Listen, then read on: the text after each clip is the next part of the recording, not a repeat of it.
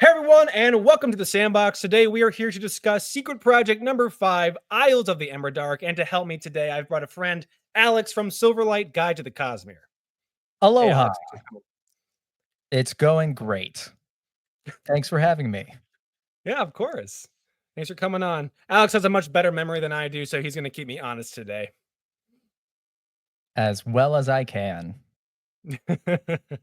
Well, there's no structure for today. I just want to keep it loosey goosey. The only agenda is talking Isles of the Emberdark. I figured we could start talking with the delivery, the Kickstarter backing, and that whole campaign. Um, Maybe a little bit of Audible, maybe not. And then we'll do a spoiler free section for you guys, and then spoilers at the end for all the juicy deets. Let's go. Yeah. Let's do it. All right. So starting off with the delivery for this book. I don't know if this is a hot take or not, but I'm feeling pretty passionate about it. I think they completely botched it. I don't know. Where are you on this? You know, I have been part of things and I've seen things that I would consider a complete botch. In this case, something didn't feel right. It feels like something needs to change here Mm-hmm. in what happened, which I'm sure we'll go into in a moment. It absolutely could have been Wind and Truth levels of bad. I'm just kidding. I love Wind and Truth. But it also could have been a lot better. I'm riding the fence on this one. Complete botch, Did maybe. you think that the Dragonsteel Nexus 24 ticket thing, do you think that was a bigger fiasco than this? I do feel like that was a more impactful fiasco Mm-hmm. Mm-hmm. for the audience wanting to get to Nexus. That was people complained up the wazoo, right? Out the Of wazoo, course, yeah. Mm-hmm. whichever way into their wazoos. With this, so let's talk about what specifically is the issue. They got the books ahead of time, right? Mm-hmm. They Right. were They supposed announced that it was gonna be a fall release, and they right, secretly got the books ahead of time for the right, secret project. Mhm. which is great, and they were like, "Hey, this is rarely the case. Normally, we have to delay when something happens. We actually got things super early. We're Right. gonna push up the release date to July 1st." Which turns out to coincide with that 631 marketing campaign they were doing last year. June 31st is July 1st. Pretty slick. Yeah, I pretty pretty slick. slick. Genius, creative genius there, I thought. I agree. And then the digital release happened Mhm. late July 1st in the morning. Sorry, late morning, Mhm. or for those of us in the US. And then I have not been on the socials recently. From what I Mhm. heard from Invested in the Cosmere, go check him out on YouTube. He's got some great stuff. People are still saying that they haven't received it yet. I get comments on my TikToks, YouTube shorts all the time still that people have not gotten it. As of recording this, it's July 31st. It's the end of the first month of this release. Um, what I heard last week was that they still only were about 20% of fulfillment about 3 weeks in. I mean, I was really hopeful that this would be the first secret project I got to read physically in my hands, you know, before I Right. finished it on my Right. ebook. It would Not the case. especially because, Mhm, a brief aside, the book, the layout, the decisions they mhm, made with that book, if mhm. if you can spare the money and you're on the fence, buy it. It is Yes. the most impactful physical layout of a book I think I've ever seen. So this is the most impactful layout of a book I have seen, and without going into spoilers, Mhm. I know if I had read the physical book before I finished the Kindle version, it it likely would have sent this into top 3 books, um, Physically. physically of the Cosmere Yeah. of any book I've ever read. Yeah, I mean, as physical media goes, like this, they knocked it out of the park. Again, creative genius, Creative genius. and it would have embellished the first read through. So if you are planning on getting this book for a birthday present, a holiday present, for someone who you know hasn't read this one in particular yet, I say go for it. Like it will make that first read through that much more enjoyable, that much more memorable. There's certain Yes. things they do that just I really wish I had that experience, and I felt like it was stolen from me. Not really. I mean, we're kind of, complaining for the sake of complaining, really just to report on this, but Yeah. it it it was a huge missed opportunity that at the nexus of the problem is Dragonsteel, unfortunately. And the delivery team, the logistics team, I don't know what all goes into this behind the scenes. We've talked about this before. I think they're missing like a logistics manager that's just helping it get to that last step, like ensuring, the book is at the doorstep in your hands in a timely manner, because I think the way they went about it was just entirely wrong. And we can It talk more about that if you'd we like. can. We can. Yeah. There's another missed opportunity here that's a lot smaller, but would have had a Mhm. very large payoff. If taking aside the fact that people may have still not gotten their copies, Mhm. let's set aside that There's problem. a lot. There's a lot. There's a which is insane to me a little bit. Mhm. If on June 30th or any of the week before, or when they sent the announcement, "Hey, we got it early," Mhm. if they had just let us know that the physical copy of the book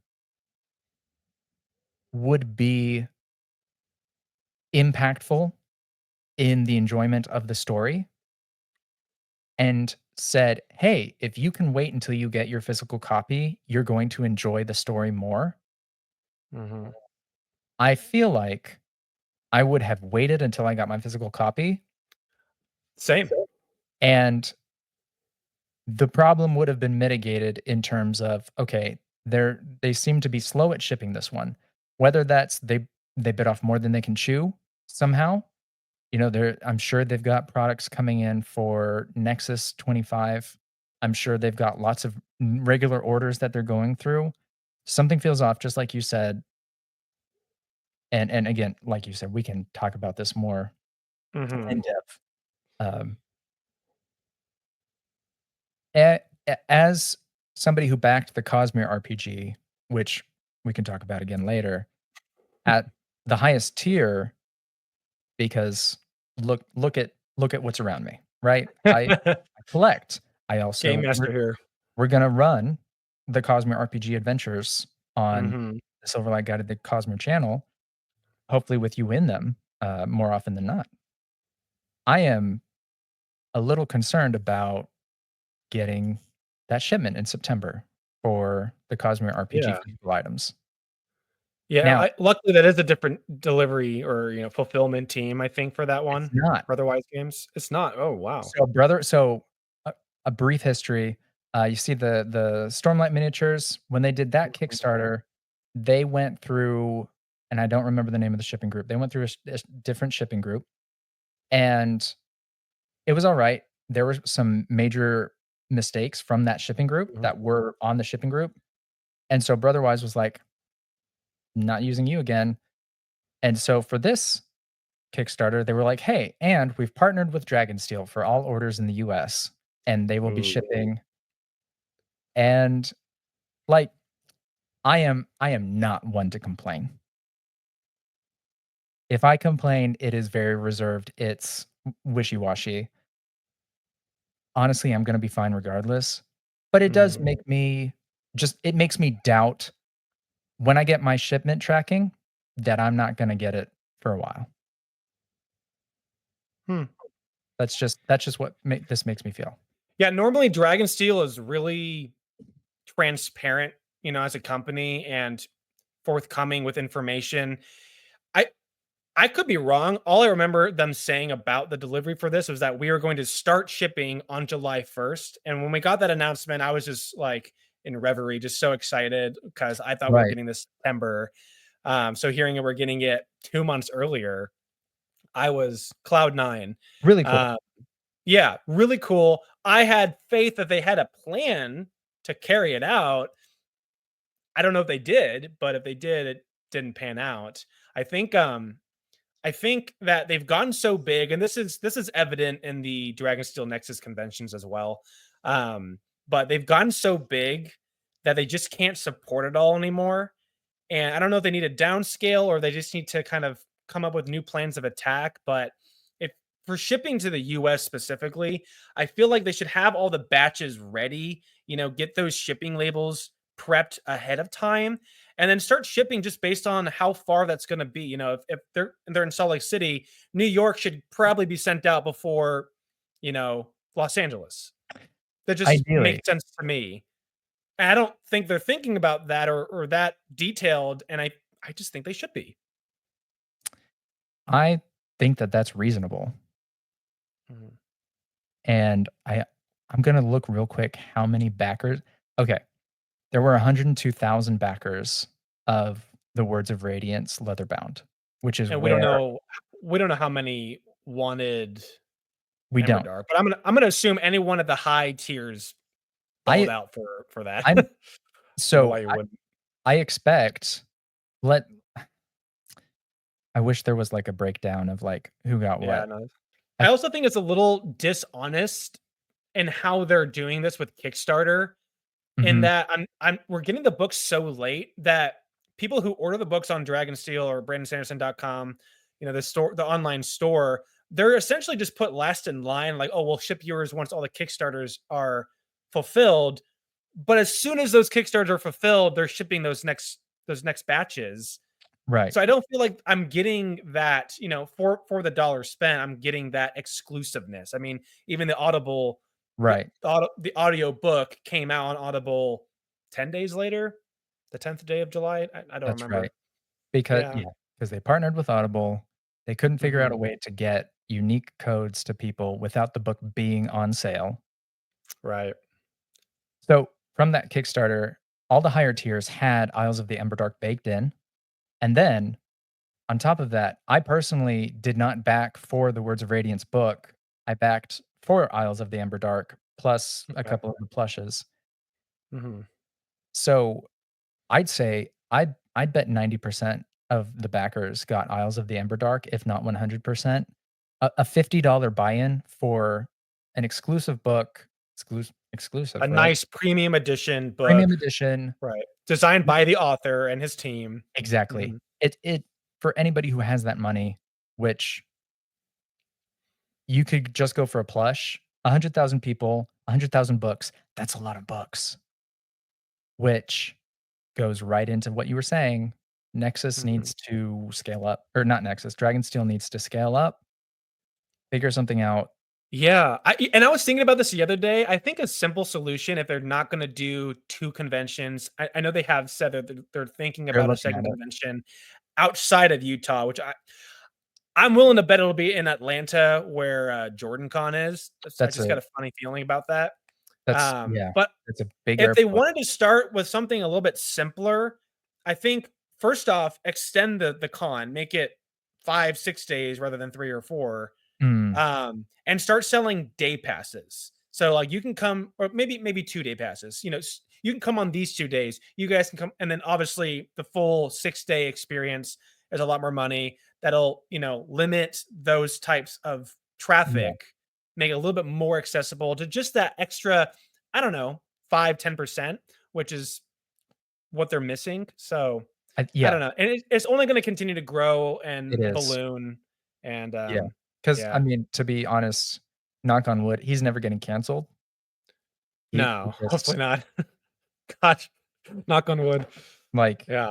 anytime anything comes up, he's like, "Yeah, I was wrong about that and I learned," or, "No, I Mhm, stick by that, this is why." And mhm. people that don't like that move on, and the rest of us stay and read fantastic fantasy. I don't think that the solution is to limit to people, "Oh, you've been to the Nexus before? Sorry, we're gonna let new people in." And I also don't think Yeah, it's, "Oh, you've never been before? You get first in line." I don't think that's the way to go about it. I don't think that's fair to those loyal fans. I'm not one of them. I don't have a horse in this race, but I just don't think you want to discriminate who gets what tickets that way. I think the lottery system was a step in the right direction. I know that you recommended that, suggested that last year after that fiasco, It's a but logical step to go. there's still a lot of work left to do. And I Right. know Dragon Steel and Brandon Sanderson are a company that are going to think about that and do the work. I just we're gonna be praising this book. We had to start with something a little bit grounding for you, okay, Sanderson? Sorry, we love you. We do. I remember Yeah, shaking your hand right after you put hand sanitizer on it, and it was cold and wet. that's right. You got to meet him. That was worth That's it. right. That's right. Yeah. Cool. Well, let's move into the spoiler-free section of this review. Isles of the Emberdark. I typically go by four components. I go writing, story, character, world building. Don't feel like you have to stay contained to that. But I Okay. do find it's a nice network for me to kind of travel through my thoughts on each book. But yeah, starting with the writing.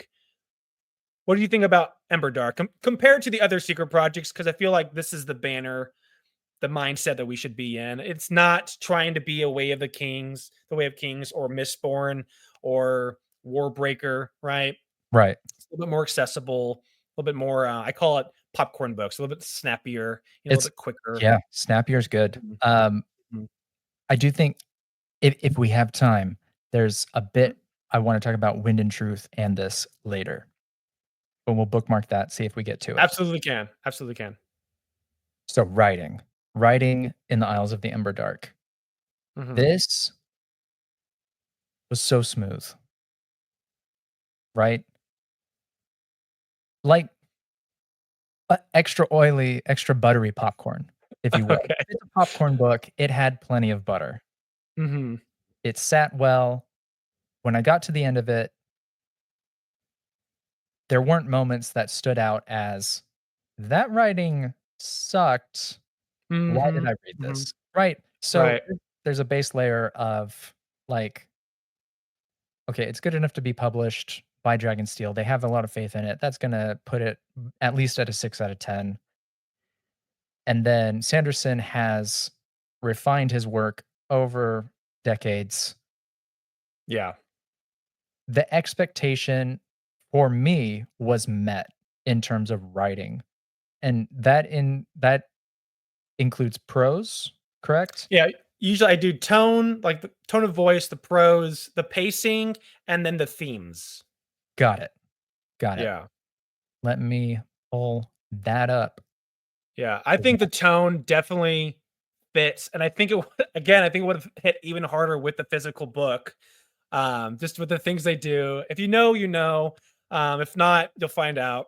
But there's a section where the book gets a little bit darker. Yeah, I mean, it's called the Ember Dark. We're going to this unexplored region of Shadesmar that the I felt the writing style just matched that very well. Put us in the head, the mind of Dusk or Starling, the secondary main character, when it needed to, and really made me feel immersed in this new part of the Cosmere, which is just really exciting. Yeah, the tone of the book matched what the characters were experiencing time and time again. Mhm. It And there were different parts where it was a little bit snappier, a little bit more blunt, I should say, just like, "Here's what's going on, here's what's happening," and then moments where he allowed his mind to wander a bit and just like, "Here's some of the world building, like, look at these trees, look at these creatures, experience this with me," and I I caught it a few times like, "Oh, wow, that was really well done." I like that he's able to kinda just employ this different penmanship whenever he feels like it, you know? It's great. it is, and tone and style, right, Yeah. uh, play into each other Mhm. well, quite a bit. The style of the book and what did you feel about the style? So, I think it's very similar, very comparable to the other secret projects, notably, Sunlit Man, Tress, and Yumi, the 3 Cosmere ones. I thought it was very comparable to those ones. it's not trying to be the Emperor's Soul or Warbreaker. It's not trying to be flowery. It's not trying to be complex. It's just trying to get you the story in the way that's needed for these characters. Dusk is a very simple-minded character.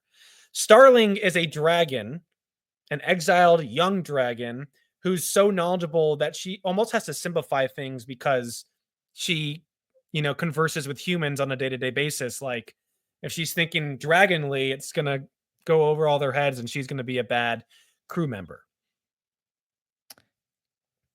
I loved this book. You're bringing up these memories of while Yeah, I was yeah. reading it. Mhm. It I wanna say it's also smooth like whiskey, but You already Sanderson said smooth. Pick a new adjective. I know. This is the book this is a book. This is a book that tells the fans, Sanderson has a plan, pay attention, and you're gonna get a lot of reward out of it, Mhm. and his writing feeds directly into that. He doesn't Yeah, layer thick, unknowable words in front of right. everything. It is very much window pane. That's how he's described his writing in the past.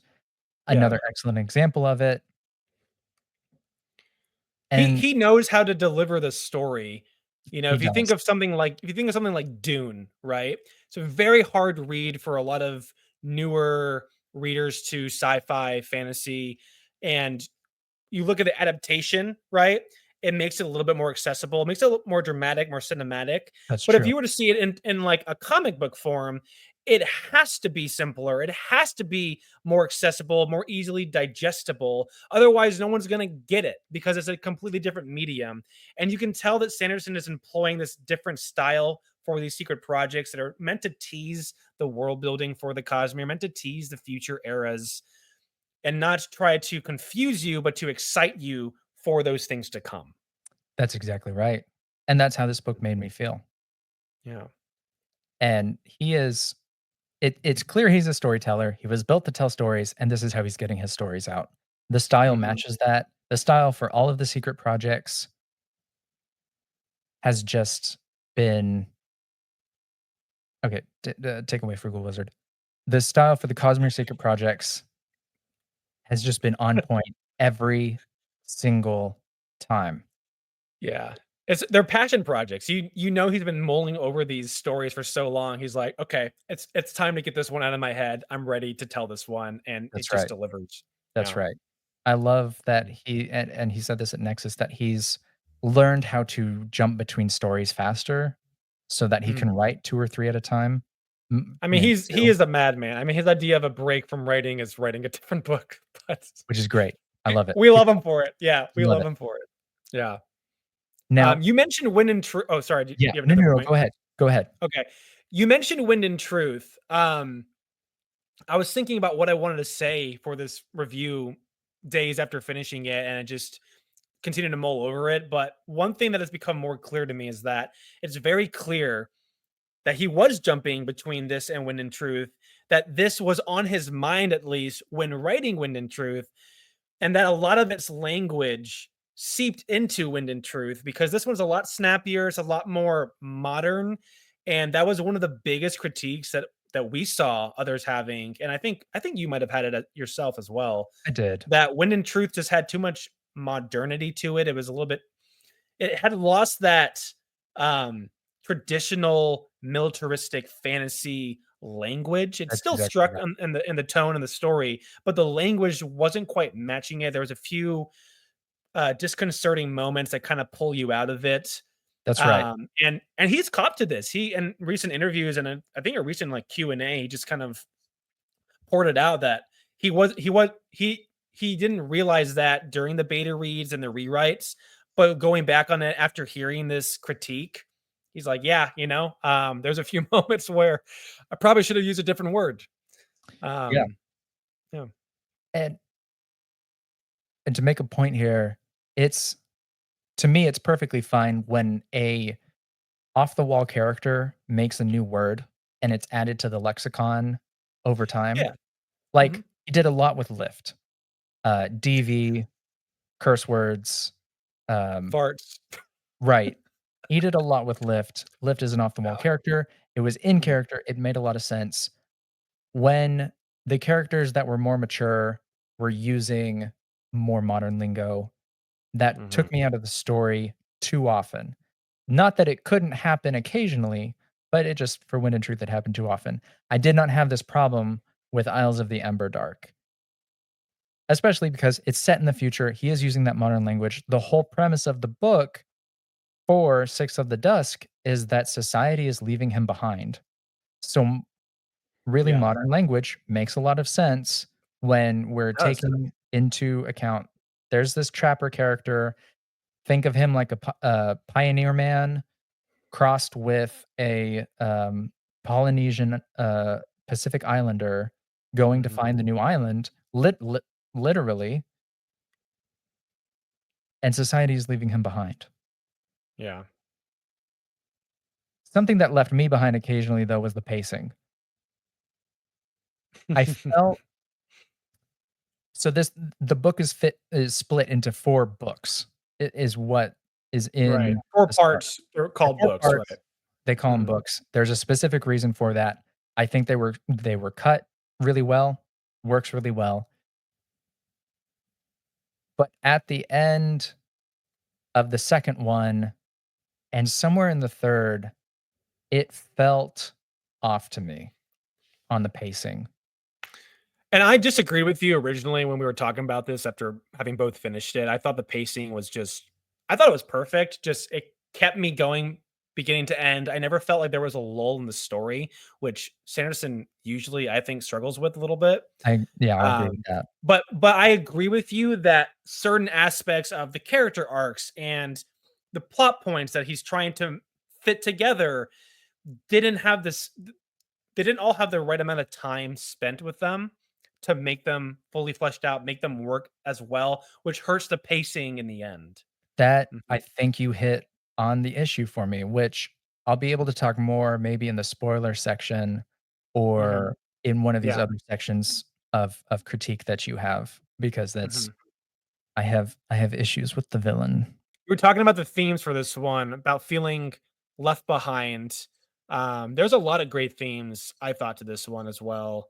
I loved it. Very thematic book. Yeah, it's I mean, if this book I mean, people say that the Stormlight Archive is therapy. Like this book is kind of therapy in that sense that It it's is. just a really great story, great adventure to process certain emotions about, where do we belong? What do we do? Where do we go? What's the right next step when we feel that we no longer belong where we currently are? That's And right.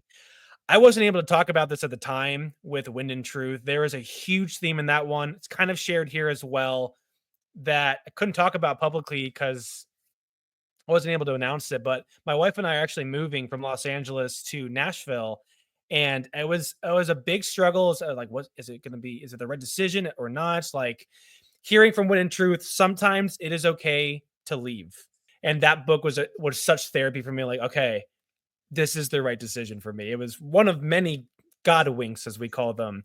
And this book, again, I was struggling with a lot of the move stuff.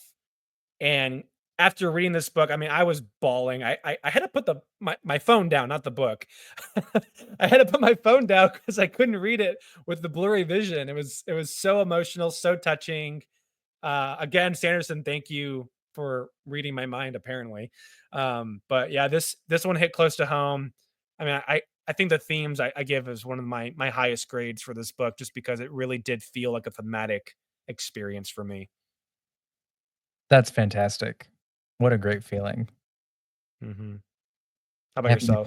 I have nothing more to add to that. You don't have Great to. explanation of the themes. Do you want to kick off with the story? Here, usually I like to talk about the premise, the plot. I thought this was a near perfect premise. Just the idea that Sanderson sets out to execute in this book. No notes, no notes. I think that's exactly the kind of story I was craving from the Cosmere, especially after a lot of downs, a lot of sadness from Wind and Truth.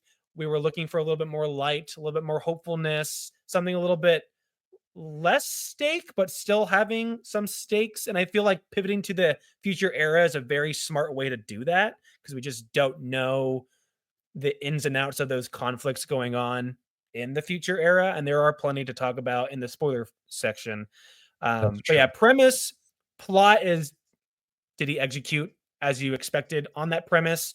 And then the stakes and the action, a little bit more tangible aspects of the story itself. What do you think? The premise for the book for both characters, top notch, easy to understand.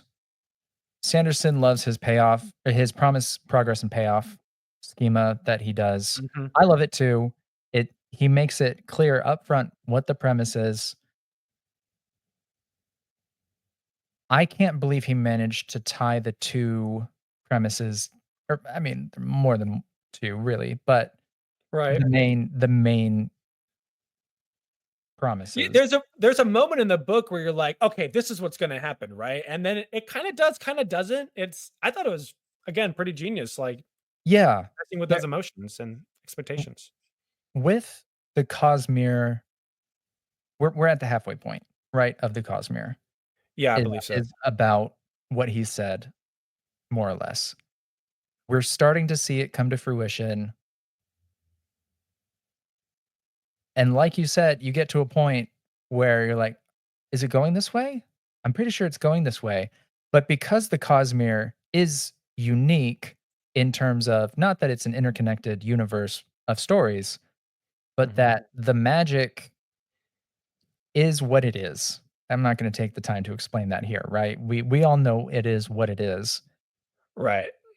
He can then deliver on the premises and with the plot in ways you just simply don't expect, but he guides you deftly through the payoff. You're not typically left pondering what happened here. Uh, when he does do that, like in Yumi and the Nightmare Painter, he then takes the time to really Right. explain. Mhm. And I think the plot did a fine job of paying off premises pre Premise I?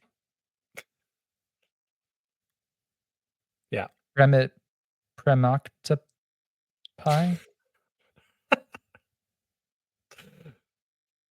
I also real I know characters probably coming up, but Mhm. the premise that you can have a character that just wants to help their crew and is a optimist, Mhm. and the plot is not to make them into a pessimist and is instead to just bolster their Lifting optimism, them up. Yeah. lifting them Mhm. up.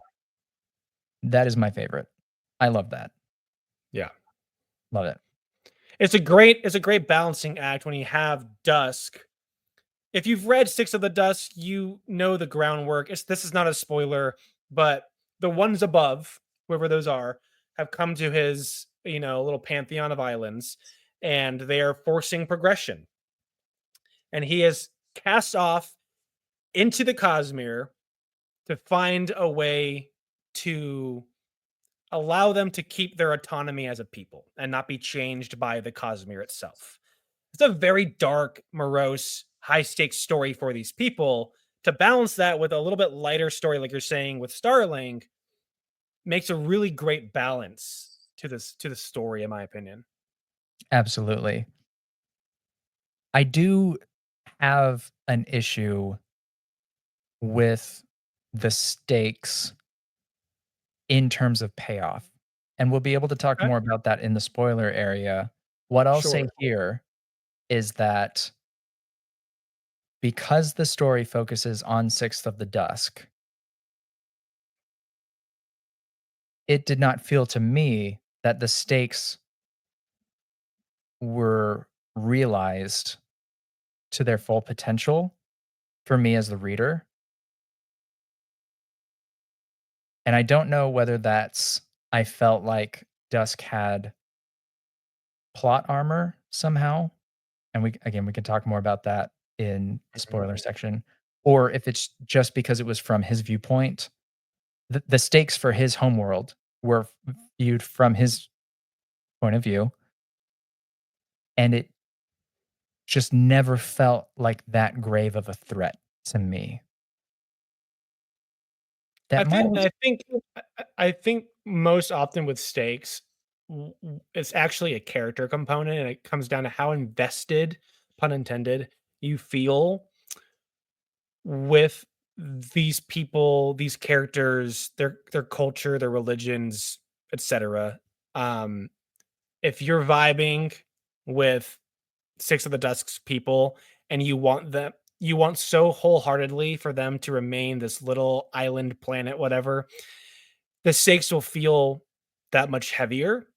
But if you're like us and you're like, no, we want to see the Cosmere shenanigans get started, the stakes can feel a little bit manufactured. actually, I want But the ones above to win.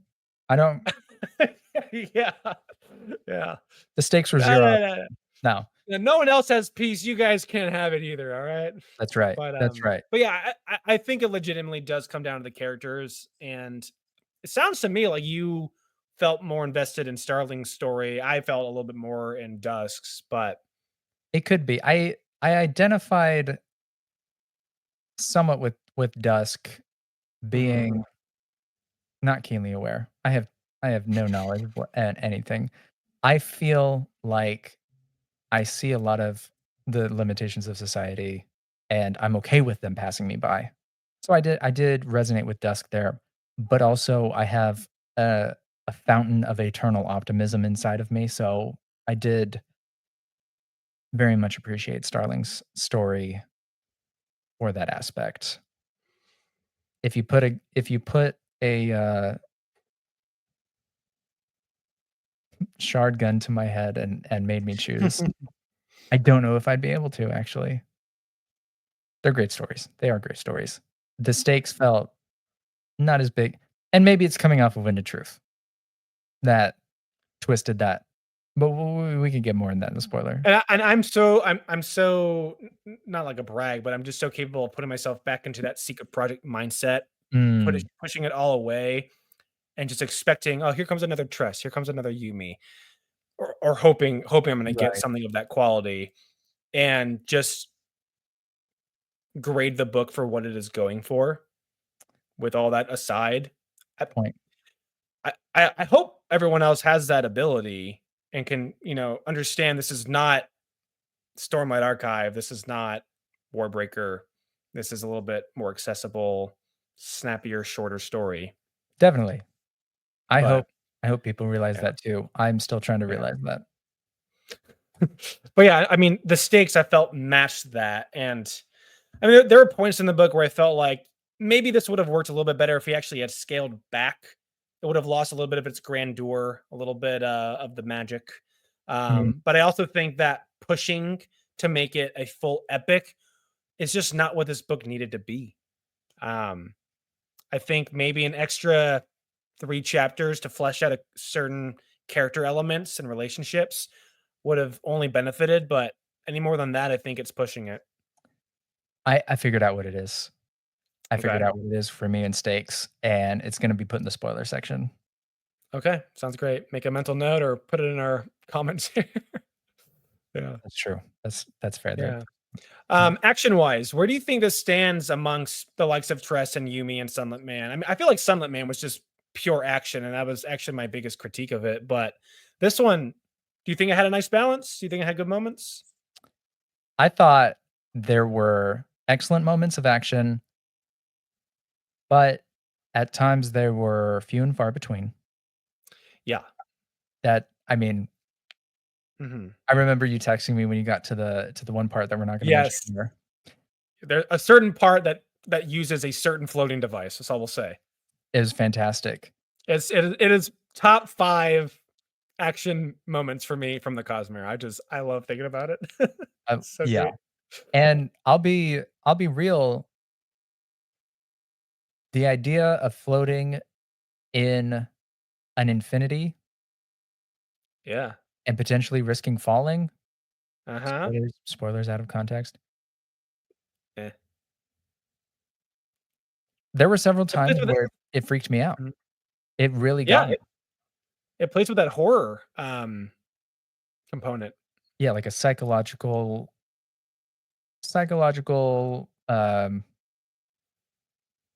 not quite eldritch horror, but Yeah, wow, it's something to worry about at the least. that's right. That's pretty Yeah, much. it's a concern. I do not know if adding more action would have upped my overall feeling of the book. I'm not Yeah. you said a moment ago, like, had there been 3 or so more chapters to kind of flesh out character interactions, it would have benefited. Maybe if you could slip some action in there, that'd be great. I feel like also Sanderson loves competent characters, right? We Mhm. all love competent characters. Sixth of the Dusk is a very competent character, and so the action was risky at times, but a lot of the other times it was buoyed or balanced out by the competence. So things Mhm. that should have been scary because we're seeing them through a certain person's point of view simply weren't.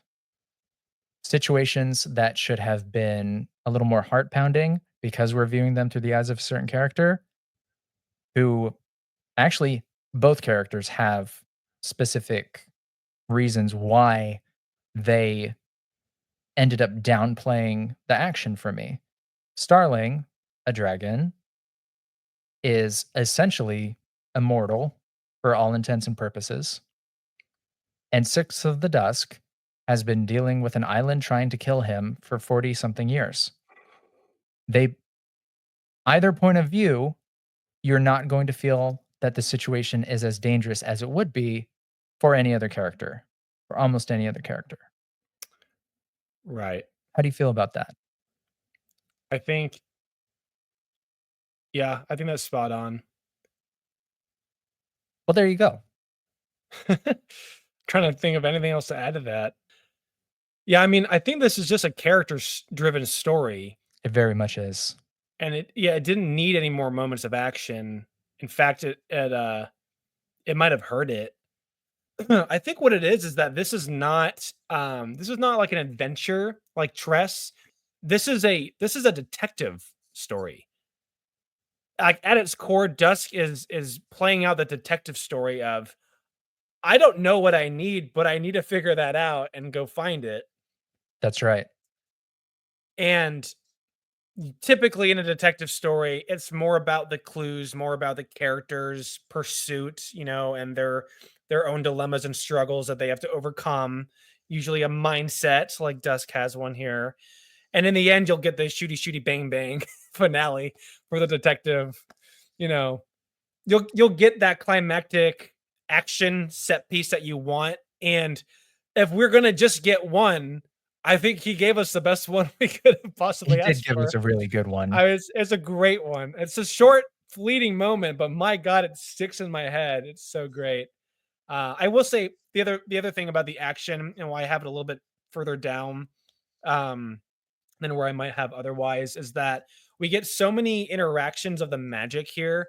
So many. Like you cannot get a reference to one magic system without another reference to a different magic system in the same breath within this book. And I feel like because of that, I had higher expectations to see those in that same sandbox, pun intended, a little bit more and a little bit more impactfully. And we just didn't. But We that's okay. didn't.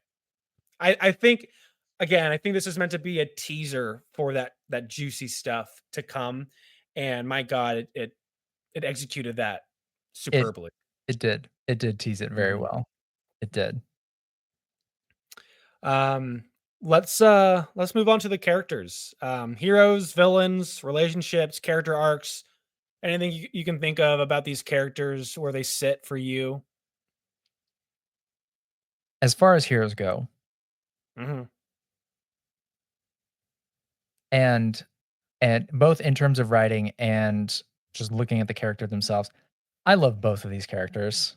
mhm, They scratch certain itches for me in terms of what I would want to see in a character, Again, the optimism, the competence, uh, older male figure, um, magical creature. The heroes shown time and time again. It felt good reading it. Mhm. And I'll go back to something I said previously with the essentially immortal dragon and the super competent guy. It felt when I started the story that I knew everything was gonna be okay by the end. Not that everything was, not everything got figured out, right? But Still have a few questions myself. right. The heroes, though, just swept me along, and I don't they were great characters. They were great Yeah, characters. I think even the lesser characters, like, in particular, Starling's crew, they all get their own little mini arc. They all get their chance to shine here. Some shine better than others, That's true. um, but even the ones that I didn't feel as invested in, I still was looking forward to learning more about at least their people, their culture, their planet, their shard, all that good stuff. And there's some really interesting new characters here. A lot to play with. I agree, and when we look at Tress, which had a Mhm. crew, and then Yep. Isles of the Emberdark, which also has a crew, he did a really good job distinguishing between those. He could Yeah, have he could have done a repeat, which would be not very Sanderson-like, just but like he could similar have. archetypes. Similar archetypes, and he didn't because of I mean, it's a very big difference sailing on spores versus sailing in nothing. It's a big difference. It takes a different kind of character. He did it What did so he well. call it? Like a miasma? Like not a smoke or liquid, but Yes, like something along those lines? something along those lines. Yeah, the That's true. Unsea, I think it's what it's called, Yeah, the the Unsea. Unsea. It's a That's right. great name for it, yeah, yeah. Yeah, and then with those heroes, the heroes and the characters they interacted with, I thought the relationships were Hmm. executed really well. They're I Yeah, go ahead. I don't know, you said, sailing on spores is not as similar to on nothing, but then I was thinking, "Oh, but haven't we seen people sail on little balls before? Where was that? Oh, yeah, in, Shadesmar on Roshar, they got those beads." That's true. Yeah. Which I will say that, this is a world building component we'll talk more about later, but I really appreciated getting an answer as to why there's beads Yes. in that side for that world. Yeah, I thought the more we learn about Shadesmar in this book, I just it was never enough, but it was always so satisfying. It just clicked for me that Mar is Latin for ocean. Mhm. Yeah, it's the ocean of shades. Am I an idiot? No, I bet you realized this before. I go I'm through this, like, once a year, Yeah, like, "Oh okay. my gosh, Shadesmar, Mars." Yeah, I That makes me feel better. Okay, thank you. yeah, yeah. No, you're Right, fine. But as you were saying for the characters, right, heroes, yes. I keep clicking my tongue. I'm so sorry if that annoys anybody. I haven't heard it once.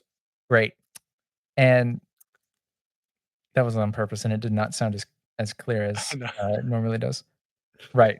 The heroes, the characters they interact with, the relationships were on point for me. I don't have any notes. I do have No, I'll save that for the spoiler section. That's fine. I will say that, character-wise, hero-wise, protagonist-wise, um, it's about on par for Tress and Yumi for me. I think Tress as a singular character is just a little bit more because she gets a little bit more time to Mhm, shine in that book. mhm. But coming into this, having already read Six of the Dusk, coming into this, having already loved Six of the Dusk, I think I had it second, only below um, Silence. But I think as a pair, Starling and Dusk were infinitely more interesting than Yumi and Nikaro. And I loved Yumi. I took the hot take of I ranked it a little bit higher than Tress. They've kind of evened out over time for me. I have to do a big reread, but um yeah, these characters shine, like you say, and the relationships also were a huge driver for me. Not just Starling and her crew, but also Dusk and Vothi. I like what Sanderson did without going into spoilers. It didn't feel like the same stuff I've seen from him before. Really appreciated that. So did I. Mhm. Let's talk about villains real quick. Yes. I'm a little bit higher on them. I think you're a little bit lower. Yeah. I don't know what it was about the villains in this book. Was this just another Cinder King for you? Granted, I've already forgot his name, but I liked him. Well, we can discuss that in the spoilers because he doesn't even come in until like the end of book 3. Yeah, fair. Maybe I should cut that out. It's not really a spoiler. I It mean, it's you know not. him when you meet him. You know him Yeah. when you meet him. But Yeah. yeah, his impact on the story I thought was really fun because you see the two-faced side of it, right? You see when he's trying to be suave or not suave, but in not impressive either, but persuasive, trying to be Right. The a little more, bravado. yeah, right, trying to get you on his side, and then you see his very standoffishness. He already has labeled you as a villain to himself, so he's gonna treat you differently, like scum beneath him and his people.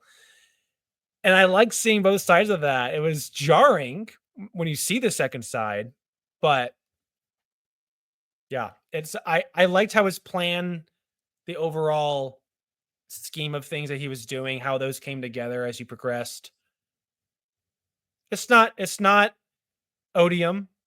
It's No, not it's not the Lord Ruler.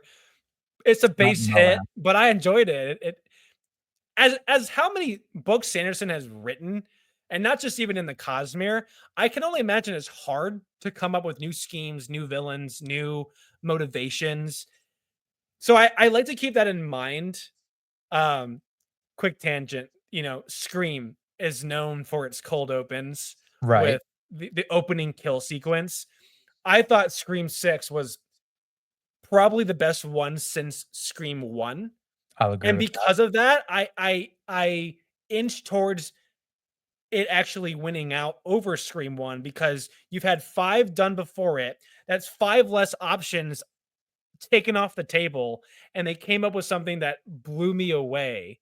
And so That's fair. likewise, I try to rate things for these books with that in mind, and that if he doesn't want to repeat something, he's got to come up with another something new.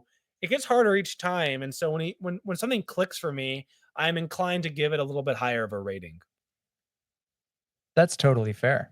Yeah. I Mhm. think there's more to discuss in the spoiler section with the I think so. villains. Mhm. How did you feel about the Um, arcs? the arcs, yeah, I mean, I think that ties in with the themes and just finding your place in the world, and the Cosmere is a big world. And Starlings, though, I think is the one that I don't know. Yeah, I don't know if I had a favorite. They're both fantastic, and they gave me what I expected, what I wanted, but Mhm. also diverted or subverted expectations at the same time in a unique way that it just made it all hit that much harder. Yeah, I'll agree with that. I felt Starling's arc was a little flatter than. Yeah, it's simple. Yeah, it was simple, but it worked really well for the character Mhm. and for the story.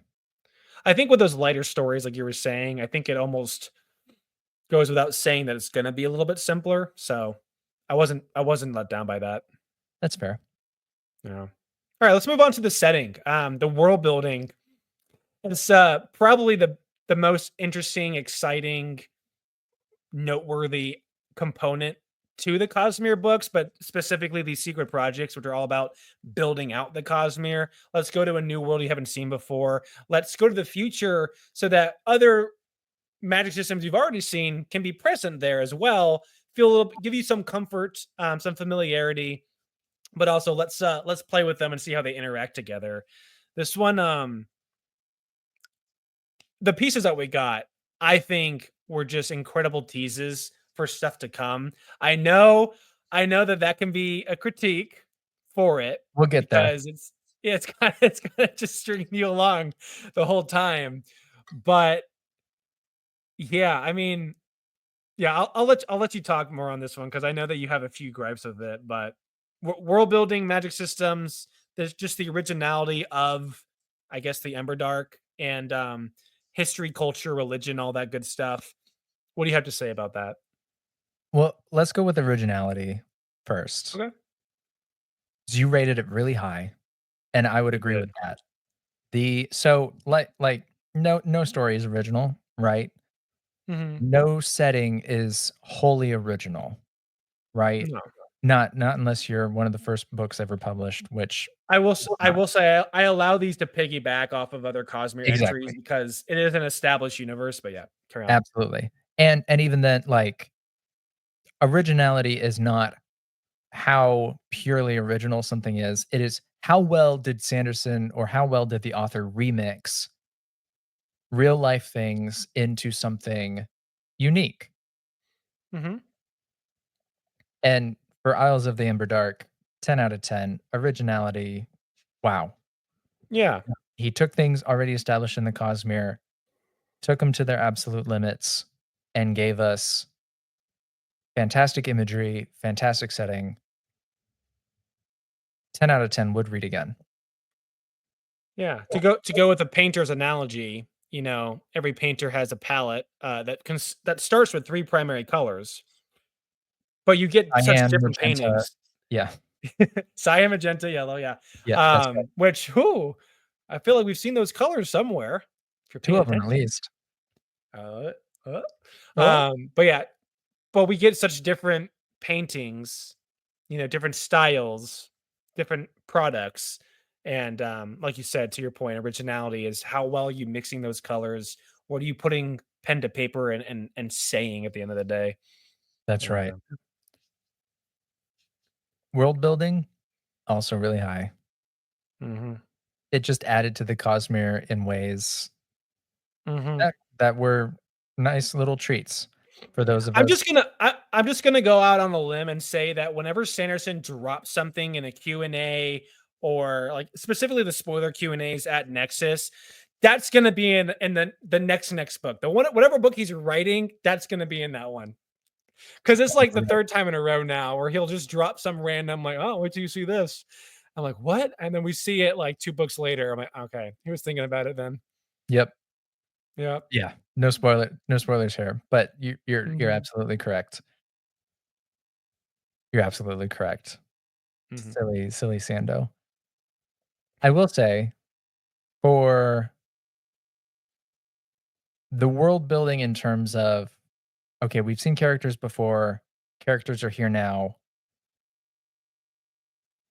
and it's set in the future, so things have happened that have happened off screen, but we're being told about them, and they are significant.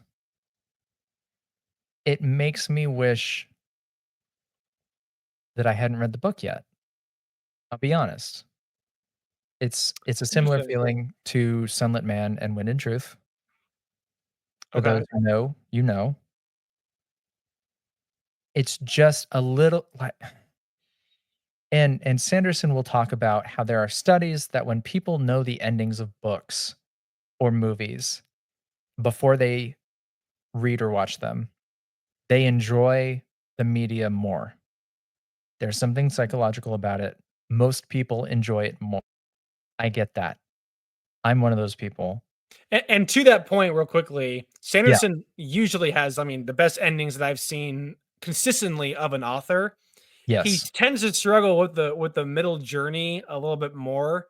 Mhm. So if he feels that confident about an ending, teasing that to get you a little bit more invested and enjoy that middle journey a little bit more, I think is a fair compromise for him creatively, but yeah. That works really well.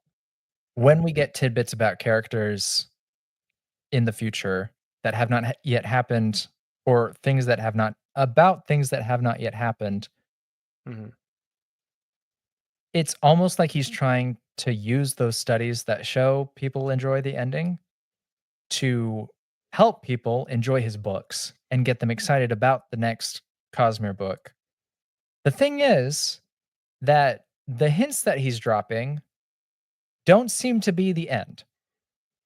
And we can go more into this in the spoiler section so it's not as Mm. confusing.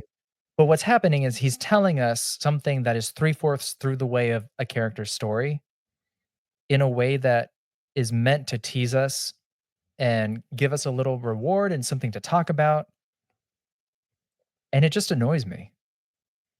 There are certain Sure. things said in Isles of the Emberdark that I wish I did not know.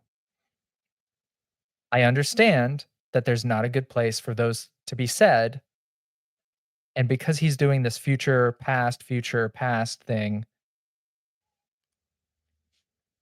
he would be leaving a lot out that he already knows is going to be written, and I do appreciate that he's taking the time to not what's the opposite of retroactively? Proactively add Proactively. proactively add those tidbits in so that on a reread 30 years from now, when you read it in chronological order, you do get a lot more of the full story. But right now, it annoys me. And again, we can get more into the That's fair. specifics later. Yeah. Yeah. I think we've talked about this before, and I've mentioned that the way that I try to look at it is this is a trailer for a movie. They're gonna show some of the good stuff because they wanna get butts in seats. But at the end of the day, Mm, I see the comment all the time of, a trailer will show too much of the movie. Really what it's doing is the trailer is showing clips of the movie in the exact order that they play in the movie to where people feel like, "Okay, I just got a, Spark Note summary of the movie, now I don't need to see it." But you really haven't. You don't know the full story. You haven't experienced the full art of it. And that's kind of what I say to myself to kind of remind myself that it'll be okay. Like there's more to these little pieces that he's giving us than we yet know. And I think it's meant to help us, like you said, talk about it and theorize about it. But I agree that there are some bits in here that do feel a little bit too much like they are ruining some of that good stuff. yeah. Yeah. And maybe other people don't agree, and that's fine for now. Yeah. Magic system wise, I just want to say, given how much he references and how much it's kind of glued together in certain parts, I didn't feel like it was utilized as much as it probably could have and should have been. But I think also focusing on a guy in a boat helps alleviate that because he's just so out of his depth that when you jump from wooden boat to here's all of it combined working together, it's that alone feels already like whoa. Yeah, I'll agree. It's Yeah. he's and it's I think part of this feeling, and I'll rank the magic around there too. It's lower.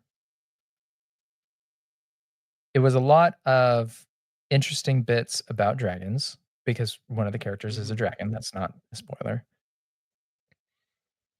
Beyond that, it was a bit of a rehash of magic systems we've seen,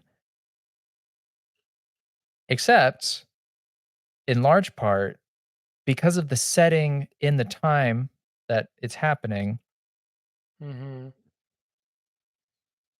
we don't get some of the main magic systems being used. So Roshar Well, and we see Skateriel, right? we see a little bit of it. We get mentions of certain things. That's fine. It The magic, when taken isolated from Sixth of the Dusk's story, if you just isolate that, the magic rating goes way up because of what Sanderson did with this book. It has a lot of impact, Greater Cosmere, specifically for the magic. Cool. Mhm. He did something unique given in the system, or given his magic systems, he took them and he said, "Let me twist this dial, give you something that you've seen before, but in a unique way." And I'm like, "Yes, put more of that butter on the popcorn. Do it." When you take in Starling's part, it was good. It's fantasy. Get it? It's sci fantasy. Mhm. I maybe could have used more explanation of certain magic things here and there for Yeah. to really get that sci fantasy rating up there. Mhm. But I'm also not gonna say, "Hey, you shouldn't read this book. The magic in it is just kind of standard." No, no, that's not. It doesn't affect the rating. It's not weighted as heavily as some of the other things, in my opinion. Right. Yeah, there's a newish one, and it uses, foundations already established in the Cosmere, but there is a newer one sorta teased here that left me with more questions than answers, and this is not a scenario where I think that was okay. I think I should have gotten more answers because of how many teases there were for it, and there Mm, were some answers given. We'll talk about this a little bit more in the spoilers section, yeah, because I'm but not I sure don't what think it you're talking suffice about. I don't think it sufficed at all I'm for very curious. I'm blanking. I'm this is a this little. is a spoiler without context. Skip ahead 10 seconds if you really just don't wanna hear it, but it's what I would call the Moana magic system. Oh, okay, yeah. Yeah, Yeah, I just we get an explanation at the end from the arcanist member of the group, and I was not happy with the explanation given. I don't even Can we remember talk more what about that? explanation Yeah. we can definitely talk more about that. It The last it it the it last wasn't thing you it have wasn't here. important enough, but sorry, Yeah, go ahead. the last thing you have here is history, culture, and religion. Mhm. That's what makes Six of the Dusk. I think Sanderson For did a you. great job bringing in the Mhm. mythology and the history of First of the Sun, which is the world, and he tied it right into Sixth of the Dusk's story. Love it. Yeah, it's a big driver, and, it's a component that helps immerse you into the world, into the story for sure. Yeah. Out of 10, how do you feel, about rating this bad boy? I have 12 graduate credits in math, Okay, out of 10, not 12. and my head is blanking. I think 8.6. Wow, okay. Alright. I'll probably go a little bit higher, I'll go 9, just match it with Tress and Yumi for me. That's fair. Yumi I don't Yumi, I gave a 9.25 because I just wanted it to edge out over Tress mm, just a little bit. I'll just a little bit. probably standardize them all around 9. They all have their pros and cons, their strengths and weaknesses, and, yeah, I think if you enjoyed Tress, if you enjoyed Yumi, if you also, like us, thought Sunlit Man was a little bit of a step down, maybe a half step down, this one Half is step. gonna go back up to the Tress and Yumi standards for sure. Which is, Yeah, I I will think, agree with again, that. is harder to do because we got those first, or yeah, we got those 2 first, not Yeah, counting Frugal Wizard, and the novelty has worn off for me at true. least, like the Secret Project, the year of Sanderson is behind us by already like a year and a half, which is crazy. Um, or was it 2024? No, it's 2023. Yeah. Yeah, Yeah. it was It was 2023. 2023. Yeah, so it's already a year and a half gone. The end of it is, and the novelty's gone, but this book reignited that magic, that excitement for me with this campaign. I love it. So yeah, let's go into the Emberdark ourselves and Dun, dun, dun. discuss some spoilers. So if you guys have not read the book yet, get out of here or stick around. It's up Adios. to you. Your choice. Just don't blame us, okay? You've been warned. Aloha. Um, you have a note in our channel here. Do you you want to talk about that? Stakes in the villain.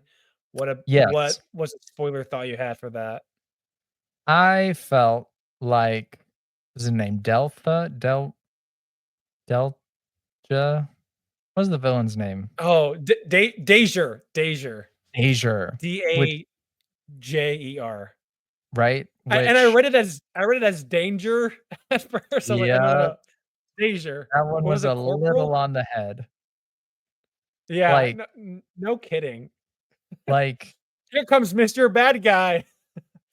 I I'll wonder who this give is. I'll give Sanderson that like Kaladin does sound a lot like Paladin, but like the Ka really makes a big difference.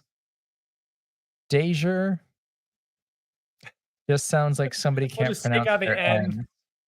Yeah, yeah. That's funny. Danger, danger. So, okay, what is and it crossed my mind when I was talking about this earlier. What it felt like was the tropey character where a new world is discovered. So take Avatar, take Terra Nova. Do you remember that show from like way back when? It actually happens to be the No. same bad guy as Avatar. Um, that okay, imagine that guy, right? Whatever that actor's name is. That's a great actor, right? He has a type of character that he plays. That is Deja for me, okay? Okay. The the thing that works with that character is when they are present from the start of the story. For Mm, me, it didn't work as well because he wasn't present from the start of the story. Starling and Dusk ended up meeting on and I know I've told you this before. I have an issue with some of the setting in that I had a really hard time with visualizing what island thing the Daquara was on. I still cannot mm. right now picture in my head. Is it like a donut island and the Daquara was in the middle of It's it? like a donut island in But the where was the tunnel? that's what I'm questioning. I got I got very confused. I I didn't look to see if there was a map because I listened to the audiobook mostly. I thought there was a picture, but maybe I'm crazy. Maybe I just yeah, you know, you have a great point because there is this donut island. There's like a pool or a moat in the middle, and then there's more land in the middle of that. It's like an eye almost. The Right. tunnel, I thought, yeah, there's like a cave and a tunnel, right? And the tunnel doesn't go under to the other one, or does it? God, I already forgot everything. So right. So Yeah.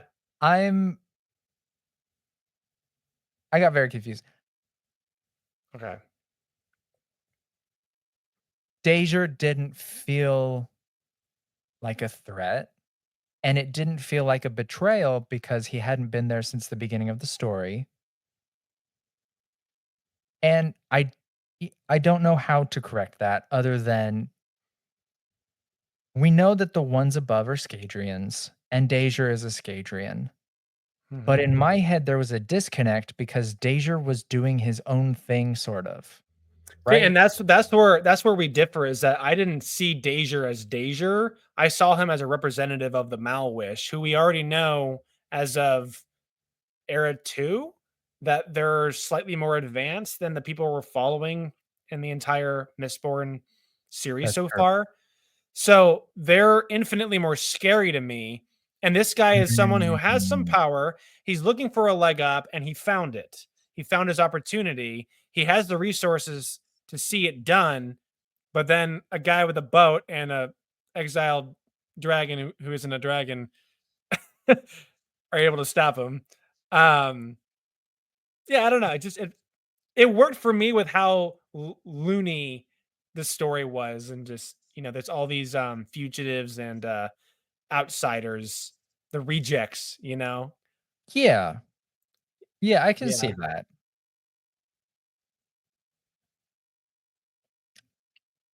this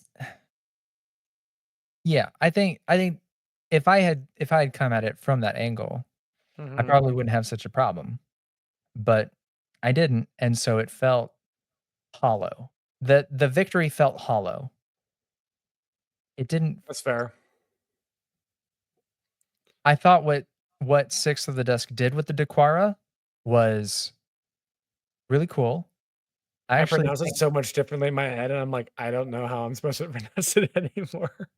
oh, okay. Oh, the I was like, "Taquara." In Dequara. my head, I like mean, iguana, taquara. that's as good as any. Okay. I believe yeah, the audiobook narrator said Dequara. Yeah, you listened to it, yeah. I did. Were they Great were they any audiobook. good? They were Okay, very okay. good. They were I listened fantastic. to it. Okay. They It's different people than he's used to, so that's it's correct. cool to see. Yeah, Yeah. and the really nice thing is that it wasn't off-putting when the male narrator did Starling or the female Okay. narrator did Dusk. They both had Yeah. really good takes that worked Mhm. enough with each other that it just worked. It worked really That's well. great. Was Boy, there anything else you wanted to talk about with Deja? I'm already forgetting what we said. We'll talk more about that in the spoiler section. I should have wrote them all down, but I know that one of them was the magic system, what I call the Moana magic system. right. Oh, eh. Anyways, I I just the navigation stuff. I I know I wrote it down somewhere, and I'm gonna pull up those notes because I don't want to butcher it, but I just don't think the reasoning that we got from what was his name? It was like Ed? yeah, Ed. So trappers are the only ones able to gain the ability to feel the Cosmere pulses. They needed to spend time near the pool on Potji. Yes. Is there something specific about the Potji pool compared to say the pool on Roshar? And if that's true, I think an Arcanist knows that information and should have Yes. said that, but that would Yes. explain why like Rock and his people can see Spren because they spend so much time near was it Cultivation's pool, right? I Yep. think so. Yeah. That's 100% it.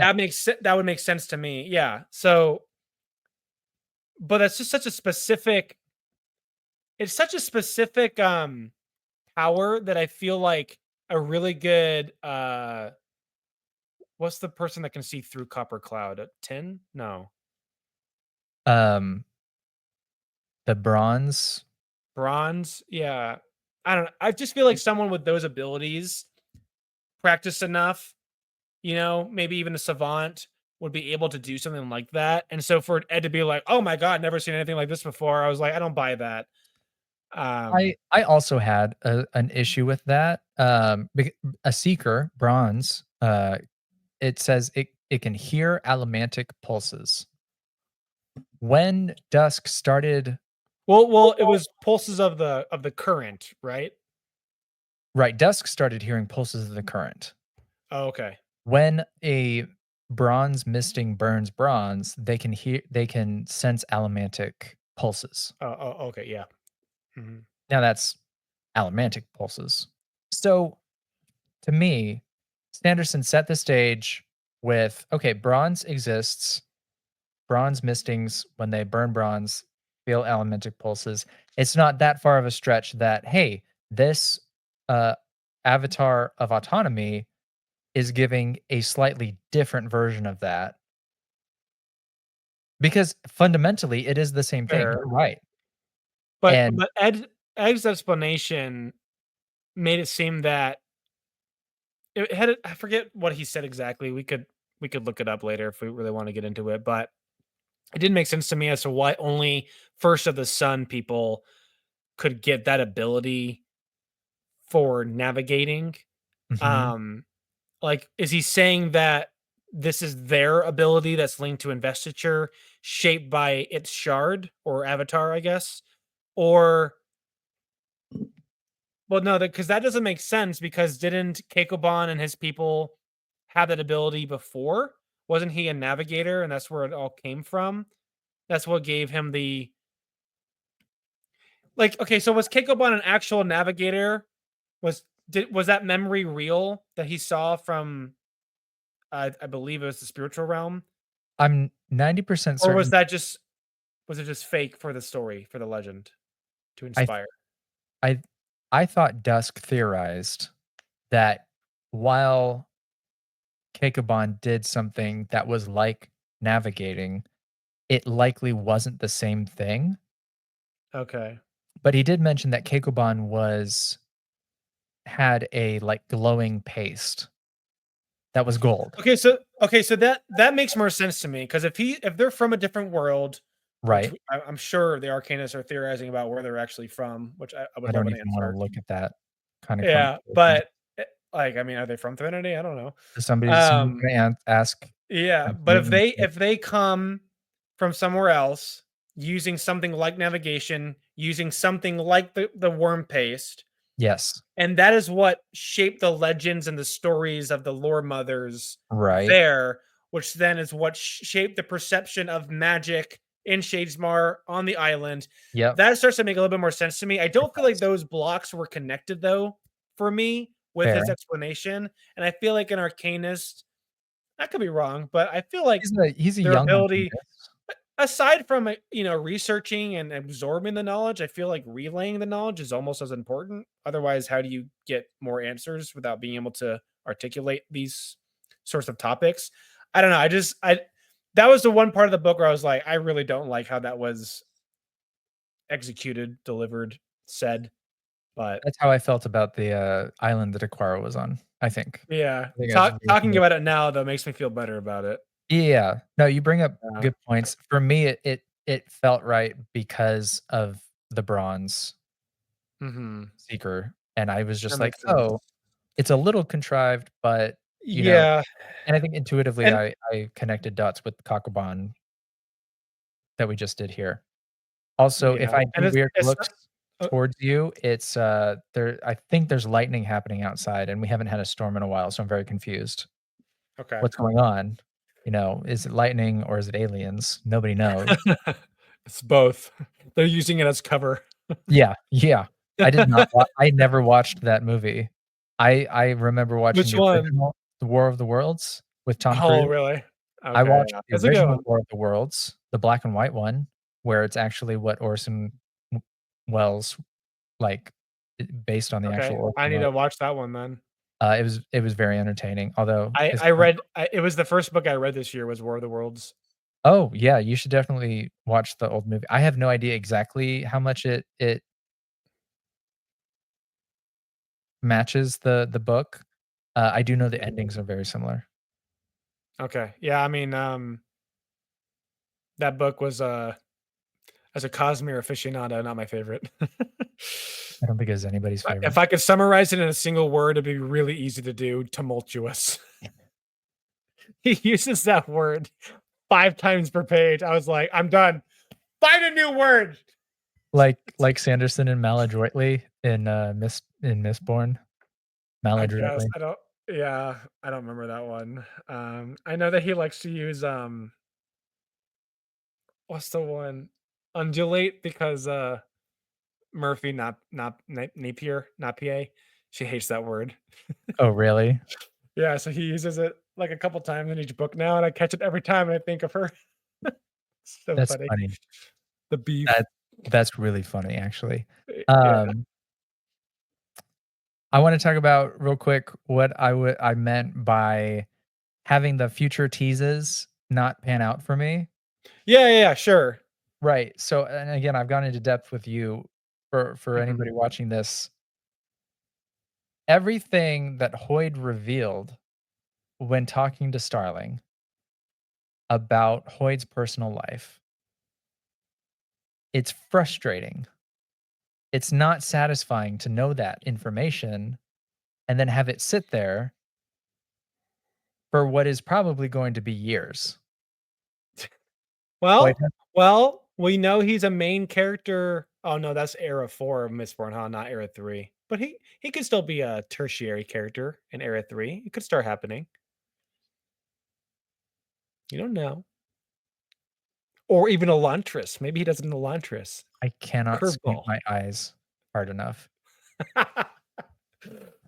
It just and Six of the Dusk is set so far in the future. Yeah, it's the farthest one, right? Right, and we still don't know what that means. Yeah, But it's what the we do beginning of know the end. what we can summarize from, like, Sunlit Man is that it's been, like, lifetimes, right? I mean, air the jump from one era to the next was like 300 years, so Right, at least because it's not like era 1 of Mistborn started on, like, year 0, I don't think. right. And that so that, that's essentially my qualms with it, is that Mhm. why why did he what's I think you just have to have faith that he did have a reason. Right now, you can't see a reason for it, so that's exactly right. you cannot rightly judge the decision. If, 5 years from now, we learn, "Oh, that's why he wanted us to know. No, that's dumb. Shouldn't have done that." Then we can do so when the Sure, time sure, comes. and Yeah. I get that, I get that. I just wish there was a different way that he could give us the information he wanted to. And I know it's dumb to be like, "Oh, why can't he add on, like, an epilogue he releases for free or a deleted scene where he releases for free?" And it's like, "Hey, actually, this is what also Boyd and Starling talked about." Uh, I know that Oh, yeah. sounds dumb. It would be dumb. Well, he did that with, the 10th anniversary for Elantris, right? A Right, deleted he scene, he added something, napkin or but, something. like, I don't Yeah. want people to have to buy another copy of Isles of the Emberdark just He would be put it online. he would. It's just Oh, yeah. frustrating to me. Mhm. That's it. Now I know the information, and what if I didn't want to know? Is the Sunlit Man and Wind and Truth situation. You have to take the bad with the good, Alex. I can cut paragraphs out of books. I have But I he have chose not to. Oh, dang, you're right. Yeah, I'll take it. It just I don't want him to keep doing it. yeah. I don't know when the next time he's Um, gonna write a future Cosmere without it actually being like, there's already 3 written, we just don't know about it yet. "Yeah, we'll learn about them The next dude week." is addicted to writing. Yeah, Yeah. let's To go. end on a good note, I think, we can just maybe share our favorite moment, and this Yes. one I saved for the spoiler section. We teased it already, but yeah, him flying, gliding through that moat with the snakes, using the what it was a rope and, a harpoon? Yeah, he's, like, harpooning Yeah. it. Yep. Like, that was I could so easily visualize it, and I took the moment to appreciate the moment and how he was writing it. It was like, "This is so well done." I had a lot of issues with Wind and Truth, like, when we first got to the spiritual realm. I texted you, I was like, "I can't visualize this," and you said it perfectly. I was like, "Okay, now I can, thank you." But, like, I was struggling so much with certain aspects of it. This one was so seamless, so smooth, to use your words. Um, Smooth like butter. it was Smooth like butter. like butter. That, yeah, I love that moment, it was great. Definitely top 5.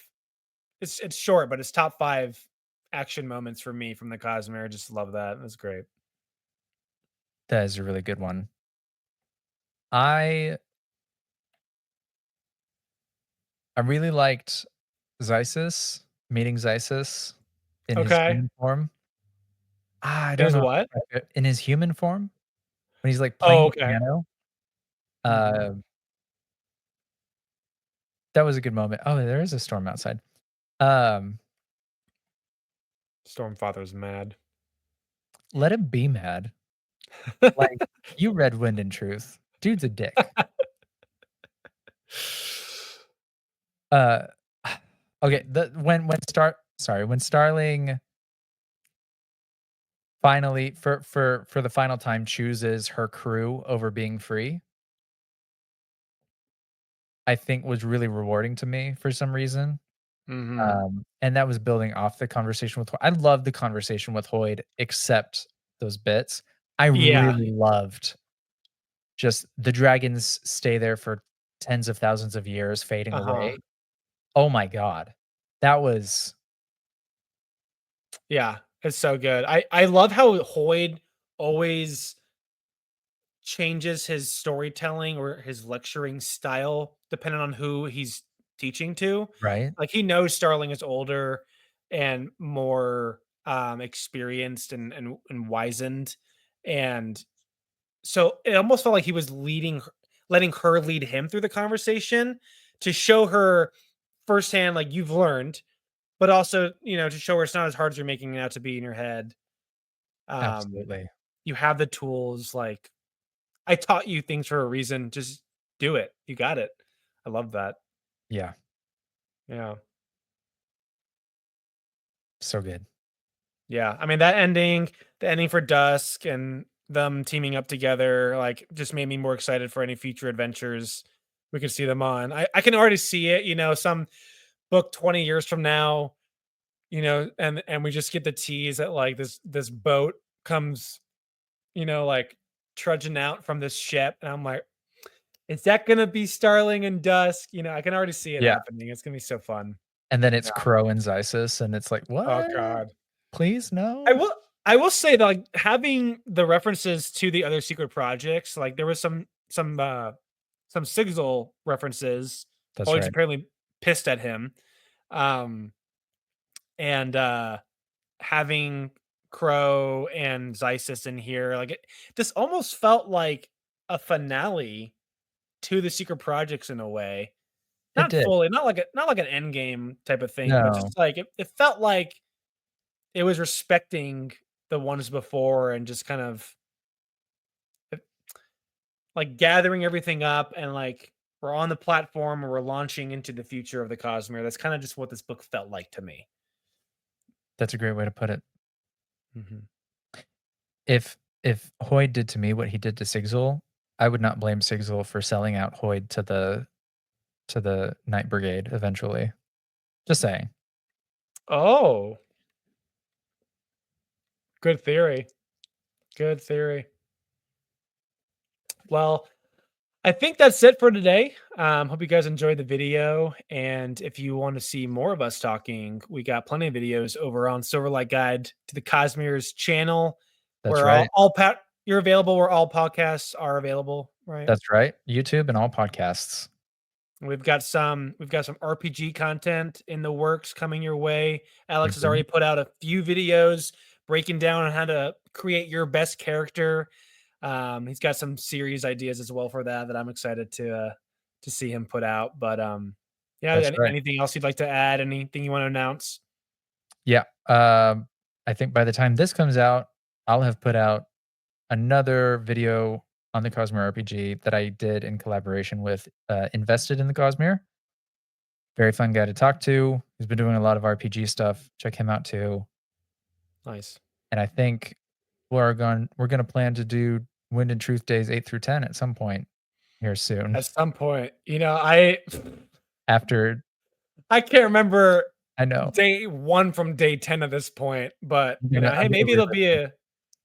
maybe it'd be good angle to spin it as a does the ending still hold for us? Because there's a lot of time removed from There's a lot. finishing that book. There's a lot. Yeah, more for you than me. By a little bit. By a couple weeks. By a few Yeah, a weeks. few weeks. By about Yeah. 2 months. Just kidding. Okay. Thank you so much for having me on. Oh, thank you for coming. Thank you for joining us. Yeah. Until next time, guys. Take care. I don't know how to end this video. Oh, hey, oh, hey. But as for now, thank you guys so much for joining us today. And don't forget to share your comments on Isles of the Emberdark down in the comments below. And go give this guy a follow. He's got some great content out there. We'll see you all next time.